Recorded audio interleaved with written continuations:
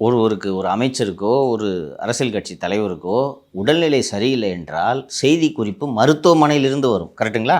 காவேரி மருத்துவமனை செய்தி குறிப்பு வெளியிடும், அப்போலோ மருத்துவமனை செய்தி குறிப்பு வெளியிடும்.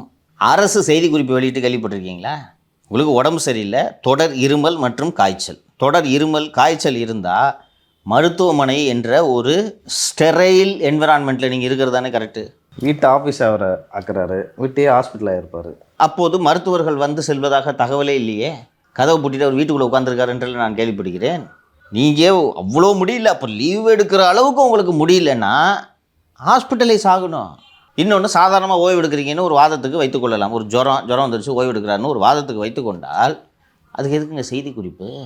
இன்னொன்று, நீங்கள் திடீரென்று செய்தி குறிப்பு வெளியிடுவதை பார்த்தால் தினந்தோறும் காலை 10 மணிக்கு அலுவலகம் திறக்கிறது என்றால் 10:10க்குள் இவர் அலுவலகத்துக்கு ஒரு நாள் தவறாமல் ஞாயிற்றுக்கிழமைகள் உட்பட இவர் வேலை செய்தது போலவும் முதல் முறை தனது வாழ்க்கையிலே இப்போது தான் விடுப்பெடுப்பது போலவும்ல செய்தி குறிப்பு வெளியிடுறீங்க. எல்லாம் பார்த்தா பைத்தியக்கார மாதிரி தெரியுதா? நீங்கள் ஆஃபீஸ்க்கு வந்தால் தான் சார் அதிசயம்.